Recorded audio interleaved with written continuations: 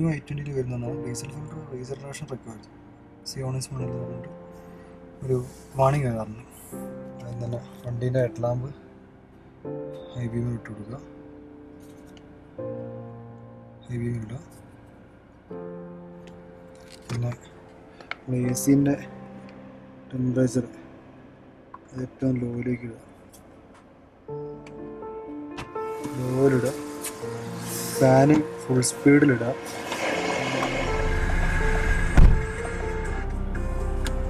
Okay.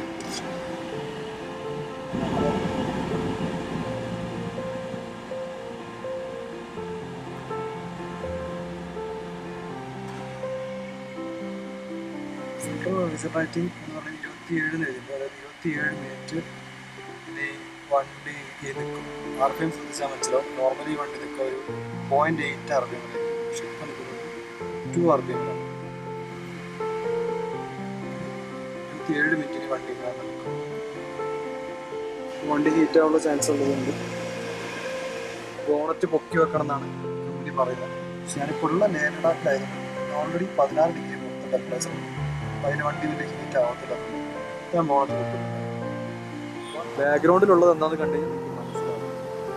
കണ്ടോ, നല്ല മഞ്ഞുവലയാണ് ആ ബേക്കിൽ കാണുന്നത്. അതുള്ളതുകൊണ്ട് ബോണറ്റ് പൊക്കേണ്ടി വരുന്ന എനിക്ക് തോന്നില്ല. 4 മിനിറ്റും കൂടി ഇനി കാണിക്കുന്നുണ്ട്. സെൽഫ് റീജനറേഷൻ കംപ്ലീറ്റഡ് എന്ന് പറഞ്ഞിട്ട് കാണിച്ചിട്ടുണ്ട്. ഒരു 27 മിനിറ്റ് നിർത്തിയതിന് ശേഷം സ്റ്റാർട്ട് ചെയ്തിട്ട് ഇതിനുള്ളിൽ ഇരിക്കാൻ പറ്റില്ല, നല്ല തണുപ്പായിട്ടുണ്ട്. ഇനി എൻജിൻ ഓഫ് ആൻഡ് ഓൺ എന്ന് പറഞ്ഞ് കൊടുത്തിട്ടുണ്ട്. നമ്മളെ യൂസർ മാനുവൽ അനുസരിച്ച് നോക്കുമ്പോൾ കുറച്ച് ടൈം ഒരു 20 സെക്കൻഡ് ഡിലേ കഴിഞ്ഞിട്ട് എൻജിൻ ഓൺ ചെയ്യാനാണ് പറയുന്നത്. നമുക്ക് ഓഫ് ചെയ്യാം.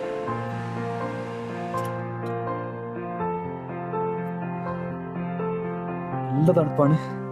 ഉള്ളടി ലഡാക്കും കൂടെയാണ്. അപ്പോൾ നല്ല തണുപ്പുള്ള ഏരിയ ആണ്. പോരാത്തിന് ഇതിൻ്റെ ഉള്ളിൽ ഏറ്റവും ലോയിലിട്ടിട്ട് ഫുൾ ഫാനിലിട്ട് വെച്ചിട്ട് വണ്ടീൻ്റെ ഉള്ളിൽ ഇരിക്കാൻ പറ്റില്ല. ഐസായി. സ്റ്റാർട്ട് ചെയ്ത് നോക്കാം.